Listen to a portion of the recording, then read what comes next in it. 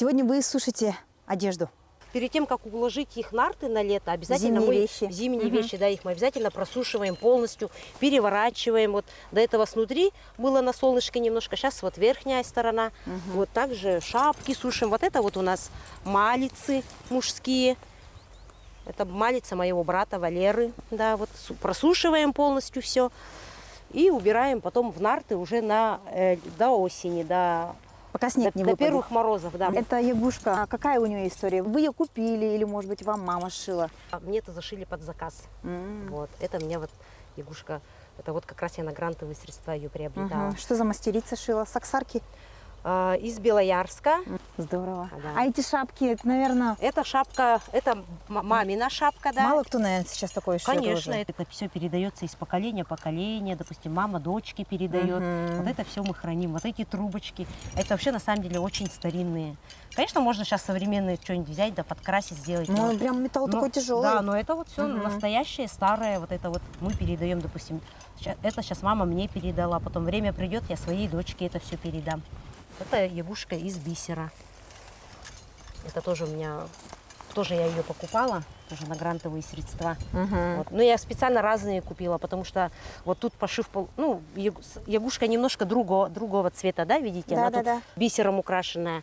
А эта ягушка, она пятнистая. И тут полностью зашита. Узоры из лап, да. Тут узоры из лап, да. Это очень кропотливая работа. Ну, из бисера это легче сделать? Из бисера легче, да, потому что она быстрее. А из оленей шкуры это намного сложнее. Вот. И эта ягушка, тут получается узор только половина узора, да, вот, а тут прям... там до плеч, что ли? А тут прям до плеч этот узор, и видите, они прям вообще полностью. Вот. Я себе вот всегда мечтала такую ягушку, вот, и себе вот заказала, ну, чтобы мне ее шили под заказ. А вы можете вот узнать по крою одежды, по ягушке, например, девушка, откуда она родом, с Конечно. каких земель, Да, с какого района? Мы узнаем, что это, допустим, вот приуральские ханты, да, носят ягушки. Видно по покрою, как женщина умеет кроить. Допустим, Шурышкарский район, да. У них покороче, да? У них покороче, у них совсем другие выкройки, да. И крой другой. Приуральский район и Ямальский немножко похожие, да. Вот, допустим, уже Тазовский район и Пуровский, там совсем другая выкройка идет. Шьют они тоже немножко по-разному. Также и по платьям различаем.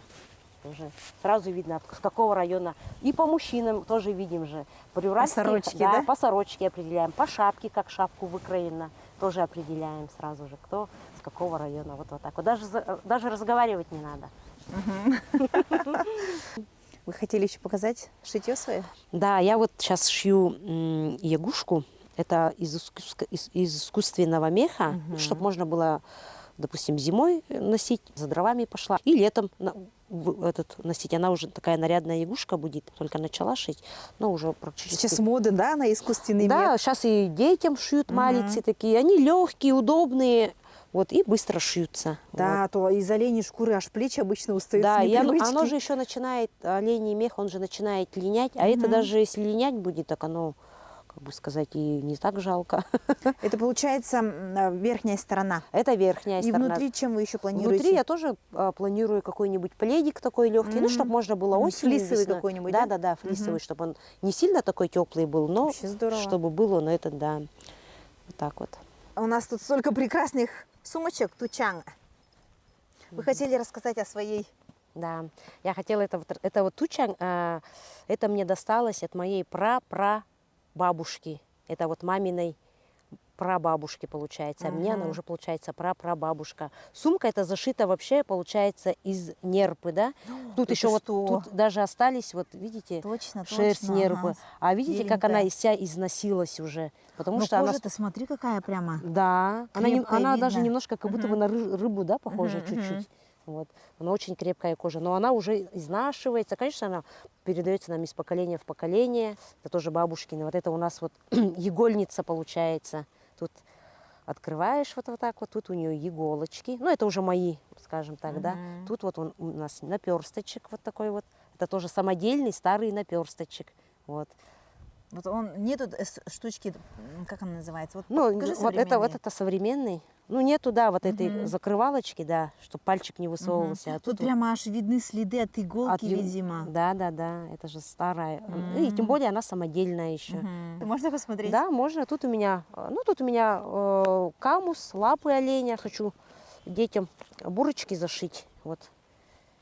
Это вот лапы оленя. Ну, они уже выделаны, Уже обработанные, обработанные, да, даже дымом обделанные, чтобы они быстрее, быстро не мокли, чтобы дольше сохранились. Вот. Это передние лапы. А здесь еще ими тоже вы делаете лапы? Конечно, да. Мы нашим гостям показываем, как лапы выделывать. потому что, Мастер-классы показываете? Мастер-классы Вау. проводим, да, как правильно вот лапы выделывать, вообще с чего начать, потому что их же нужно замачивать, она должна какое-то время пролежать. А вы Потом замачиваете уже- как, по старинке?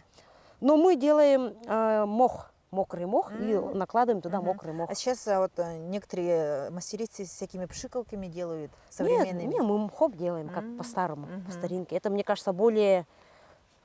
Ну, пока мы так умеем, по-современному пока не умеем. Тут у меня еще есть, конечно, для обряда очищения.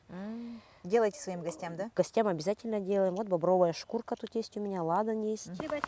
Валентина, а вам не трудно заниматься вот всем этим хозяйством одной?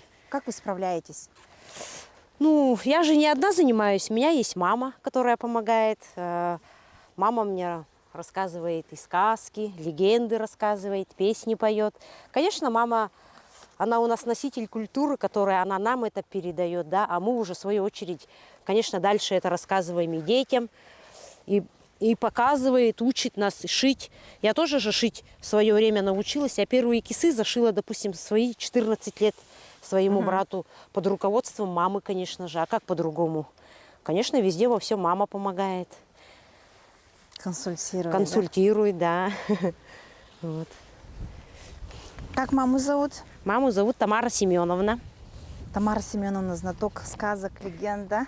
Песен, яровцы. Да-да-да, старинные Да-да-да, эпические именно. песни. Да, она уже у нас мастер фольклорного жанра. Да, мам? Да. Мастер фольклорного жанра в 2020 году, 22 году? 21 году. Вот она звание получила такое. Здорово. До этностойбища чем вы занимались? Работала в музее Горнокнязевским музейным смотрителем с 15 года по 22 год ЦНК в Оксарке.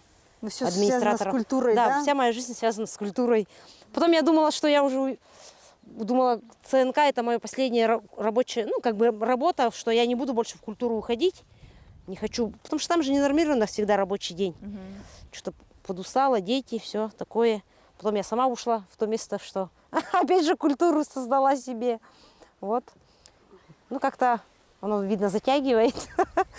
Не хочется. Сейчас мама курчавли. Так же? А какие у вас